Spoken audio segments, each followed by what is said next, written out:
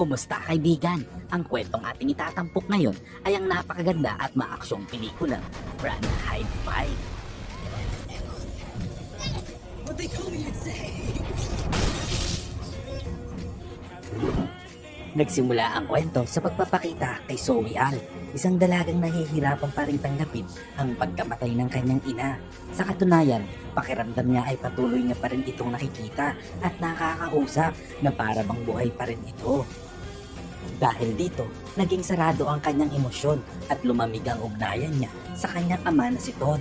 Kahit papilit itong binubuo ang koneksyon bilang mag-ama, gaya ng pagtuturo sa kanya kung paano mangaso. Minsan sa kanilang pangangaso, ibinahagi ni Todd ang isang mahalagang aral at sinabi nito na lagi mong tapusin ang anumang nasimulan. Tumatak ito sa isip ni Zoe, kaya't nang hindi niya agad mapatay ang usa sa kanyang unang putok, piniling tapusin niya ang paghihirap nito sa pamamagitan ng paghampas ng bato sa ulo ng hayop.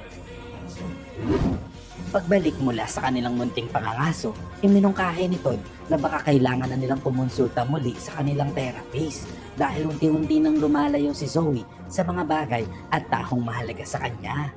Nagalit naman si Zoe sa sinabi ng ama at nauwi sila sa isang matinding pagtatalo na halatang hindi naman bago sa kanila. Mabuti na lamang at dumating ang matalik ng kaibigan na si Louis Washington para sunduin siya gamit ang kotse nito. Habang papunta sila sa paaralan, napagdiskitahan nila ang ilang bully na sakay ng ibang sasakyan at nagbatuhan sila ng mga maanghang na salita. Napansin din nila ang kanilang kaklaseng si Chris Jelly na tila may tinatanim na kakaibang bagay sa gitna ng bukirin, pero iniisip nila na baka kalokohan lang ito. Sa eskwelahan, sinubukan ni Louis na ayahin si Zoe sa prom, ngunit hindi interesado si Zoe sa ideya. Ang totoo ay ramdam din ni Louis na tila lumalayo na rin si Zoe, gaya ng ginagawa niya sa kanyang ama na siyang lalong ikinainis ni Zoe. Nagpunta naman siya sa banyo matapos siyang matapunan ng inumin ni Louis at doon niya naabutan si Anna Jelly na tila may inaayos sa kisame. Maya-maya ay umalis na rin si Anna kaya't sinilip ni Zoe ang kisame ngunit wala naman siyang nakita. Ilang sandali pa ay sunod-sunod na sumiklab ang mga insidente ng pagsabog sa iba't ibang bahagi ng bayan.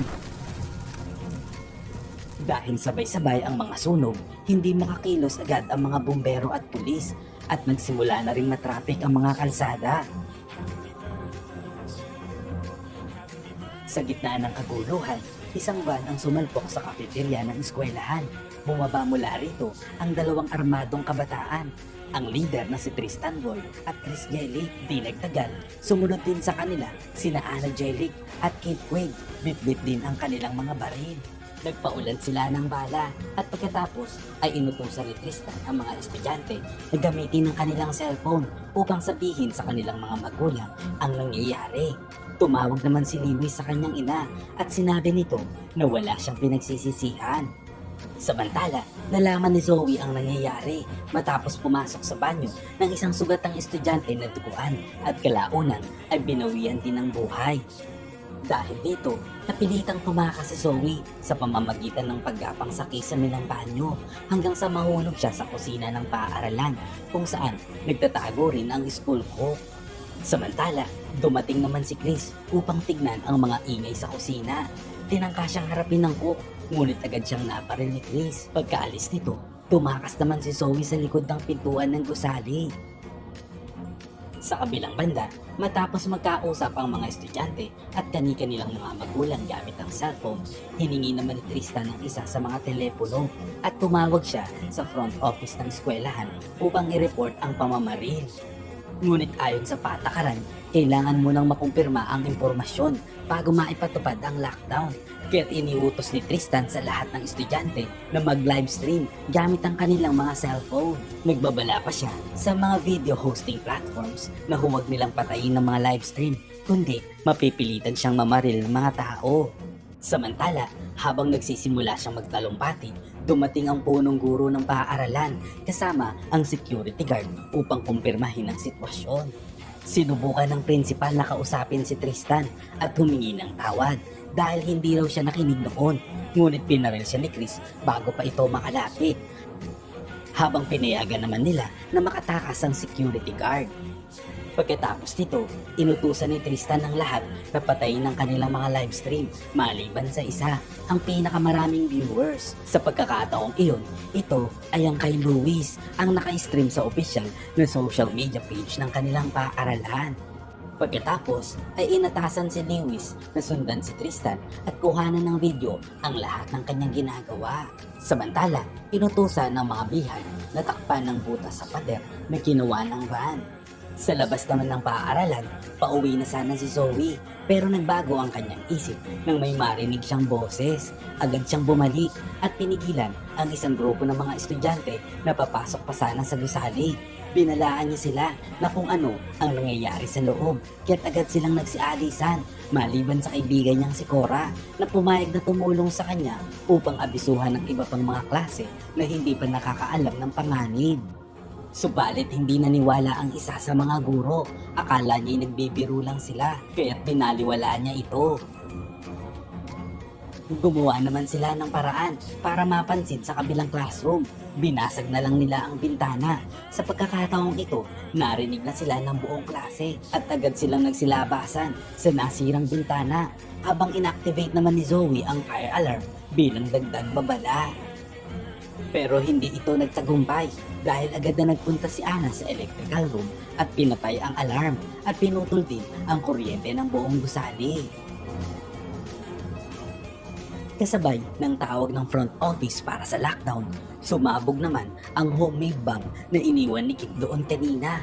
Sa wakas, dumating na rin ang mga pulis at agad na nagsimulang i-secure ni Sheriff Darcy ang paligid ng paaralan. Habang patuloy ang kaguluhan, nagsimula na ang pag-uulat ng mga balita tungkol sa insidente. Bagamat hindi nila ipinapakita ang aktual na livestream mula sa loob, may mga kamerang nakasubaybay sa mga nangyayari sa labas ng eskwelahan. Galit na galit naman si Tristan at hinarap ang kamera ng cellphone. Sabay sabing, ako ang gustong makita ng mga tao, hindi kung sinong reporter lang. Samantala, makikita natin si Zoe na abala sa pag-iikot sa buong paaralan upang balaan ang mga natitirang estudyante na kailangan na nilang tumakas. Ngunit naunahan naman siya ni Ana na agad siyang pinaulanan ng bala. Tinamaan naman si Zoe sa binti bago siya nakatakas at nakapagtago sa isang silid na puno ng mga lobo. Ginamit niya ang mga lobo upang itago ang kanyang sarili. Kaya nang pumasok si Ana, agad siyang inambush ni Zoe at nag-agawan sila ng baril. Ngunit sa huli, nang ibabaw si Zoe at nabaril niya si Ana. Samantala, habang tuloy-tuloy pa rin ang pagre-record ni Luis, nagtungo naman si Tristan sa Spanish classroom. Dito ay tinangka siyang kausapin ng guro ng mainahon, pero tumugon ito sa paraang nakakabastos at pagkatapos ay pinilit niya ang guro na hubarin ang kanyang blouse. Sa mga sandaling sisimulan na niya ang paghawak sa bundok ng Sierra Madre, biglang nakialam si Luis. Sinabi niya na may mga tanong daw para kay Tristan mula sa mga nanonood sa livestream. Naputol naman ang atensyon ni Tristan sa guro at muling tumutok sa kamera. At dahil gustong-gusto niya ang atensyon, pumayag siyang sagutin ang mga tanong. Ipinagmamalaki ni Tristan na ang planong ito ay pinaghandaan niya ng 14 na buwan mula sa pag-aaral ng floor plan ng gusali hanggang sa pangangalap ng mga armas at paggawa ng mga bomba. Habang lahat ng ito ay nangyayari, isang pulis ang nagtungo sa bahay ni Tristan upang kausapin sana ang mga magulang nito. Pero pagdating niya roon, tumambad sa kanya ang bangkay ng ina ni Tristan na mayroong malalim na hiwa sa kanyang leeg. Lumalabas, nakagagawan din ito ni Tristan.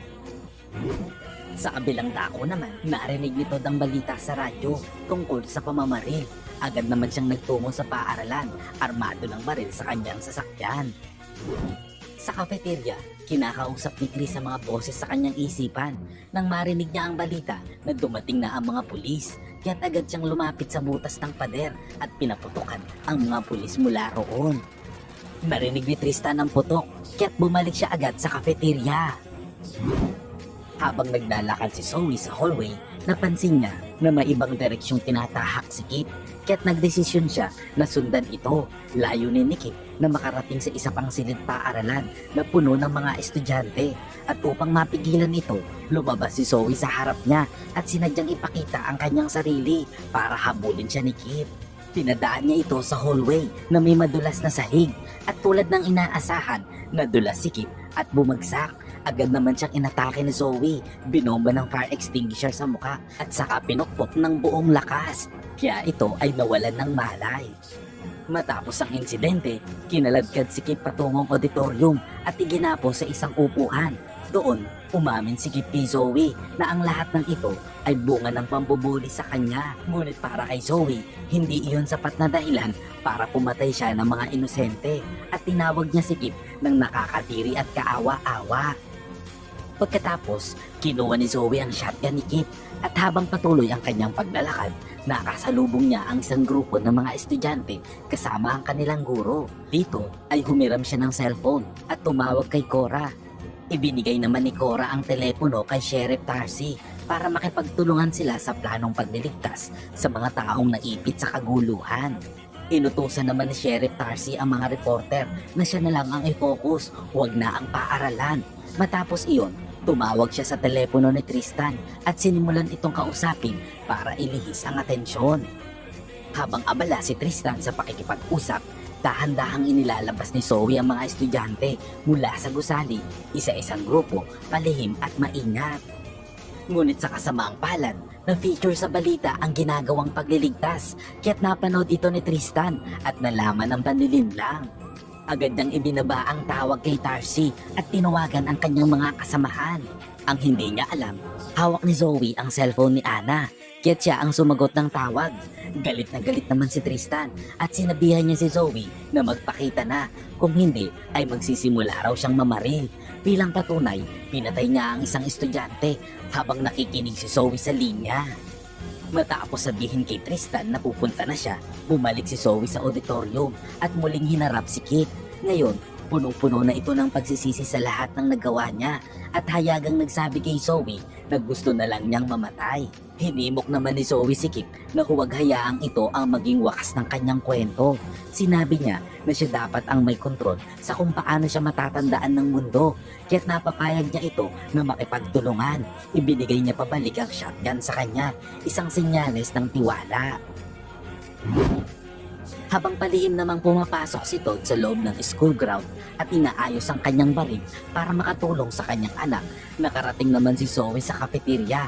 Dito, agad siyang hinarap ni Tristan para tanungin at gamitin sa kanyang live stream. Pero si Chris ay galit na galit. Gusto niya nang patayin si Zoe dahil binaril nito ang kapatid niyang si Anna. Pero pinigilan siya ni Tristan dahil para sa kanya ang lahat ng bagay ay dapat mangyari sa tamang oras. Bigla naman silang naabala nang dumating si Kip, dala ang kanyang baril. Matapos ang palitan ng maaanghang na salita kina Chris at Tristan, pinutukan ni Kip si Tristan at tinamaan ito sa balikat. Sa kasamaang palad, agad naman siyang binaril ni Chris at napatay. Sa gitna ng kaguluhan, nasugatan si Luis pero nagamit nila ang pagkakataong iyon ni Zoe para makatakas. Hinabol sila ni Chris kaya't nagkubli sila sa Spanish classroom. Habang inaasikaso naman ni Zoe ang sugat ni Luis, inamin nila ang damdamin nila para sa isa't isa. Ibinunyag din ni Luis na may mga pampasabog sa loob ng van kaya't umalis si Zoe upang silipin ito. Pero dito siya naabutan muli ni Chris na agad siyang hinapol. Pumasok si Zoe sa loob ng science classroom at binuksan ang lahat ng gas burner. Nang sinubukang lapitan siya ni Chris, nagliyab ang paligid pero hindi pa rin siya nakatakas at nahuli pa rin siya ni Chris. Pinugbog at pinahirapan siya ni Chris at sa sandaling tatapusin na sana siya nito, sakto sa oras ang pagbaril ni Todd mula sa labas na agad nitong ikinamatay. Ngunit wala pang ilang segundo, dumating na ang mga pulis at nakita ni Zoe mula sa bintana kung paano inaaresto at dinadala palayo ang sariling ama. Wala siyang nagawa kundi panoorin ito habang tuluyang inilalayo. Matapos iyon, kinuha ni Zoe ang baril ni Chris at bumalik sa cafeteria. Habang papunta, napulot niya sa sahig ang cellphone ni Luis. Ginamit niya ito para padalhan ng litrato si Tristan. Ito ay ang larawan ng bangkay ni Chris. Dahil dito, hindi na siya kinausap ni Tristan, kaya't inagaw ni Zoe ang livestream at diretsong sinabi sa camera na ako ang tatandaan ng mundo, hindi ikaw. Nagngit-ngit sa galit si Tristan. Kumuha siya ng isa sa mga explosive mula sa van. Sa pilitang sinama ang isang estudyante palabas ng kafeterya, dala ang bomba. Nang makita ito ni Zoe, ginamit niya ang pagkakataon para sabihin sa lahat ng hostage na tumakas na dahil wala na si Tristan sa loob. Pero may isa pang problema, ang bomba sa loob ng van. Kaya't ginawa ni Zoe ang isang mapanganib na plano. Inilagay niya ang van sa reverse at ipinwesto ang baril ni Chris sa gas pedal. Dahilan para umandar ang van palabas at sumabog sa parking lot. Sa eksaktong sandaling iyon, pumasok na ang SWAT team sa gusali. Pero sa kasamaang palad, habang hinahanap ni Zoe si Tristan, inaresto siya ng otoridad dahil hindi pa nila alam ang buong kwento ng kanyang kabayanihan. Samantala, isang malakas na pagsabog mula sa katabing silid ang yumanig sa buong gusali at doon natuklasan ng SWAT ang sunog na katawan ni Tristan. Habang inaasikaso ito ng mga otoridad, napaluhod si Zoe sa gitna ng hallway at sa harap niya muling nagpakita ang kanyang ina, hindi na sa imahinasyon kundi bilang isang huling paalam. Mahal na mahal kita anak, paalam. Ang sabi ng ina bago ito tuluyang naglaho. Naiwan si Zoe na umiiyak ng buong puso. Tuluyang nilulunod ng damdamin ang lahat ng pinigilan niyang emosyon.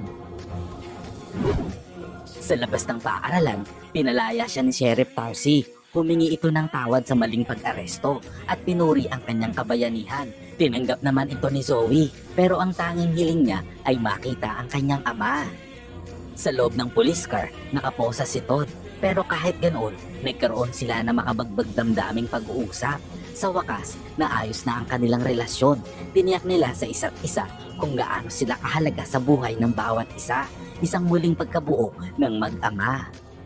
Pagkatapos tiyaking ligtas si Louis, napansin ni Zoe ang isang anino na palihim na lumalabas sa paaralan. Laking gulat niya nang makita niyang si Tristan iyon. Peke pala ang kanyang kamatayan. Pinalitan niya ang damit ng isa sa mga estudyante upang palabasin na siya ang nasunog na katawan. Habang abala ang lahat, tumakas si Tristan papunta sa gubat, dala ang isang kahon na may pera at passport, bahagi ng kanyang nakahandang pagtakas. Kinuha ni Zoe ang rifle ng kanyang ama at sinundan ito sa ilalim ng tulay kung saan niya ito naabutang binubuksan ng kahon. Hindi siya nagdalawang isip, pinaputukan niya si Tristan mula sa malayo. Pero hindi ito sapat, nakalugmok man si Tristan pero buhay pa rin ito. Dahan-dahang lumapit si Zoe, hawak ang baril hanggang sa maalala niya ang sinabi ng kanyang ama noon habang nangangaso, lagi mong tapusin ang nasimulan. Napatingin siya sa lupa at dumampot ng isang malaking bato. Tumayo siya sa harap ni Tristan at handa ng wakasan ng lahat.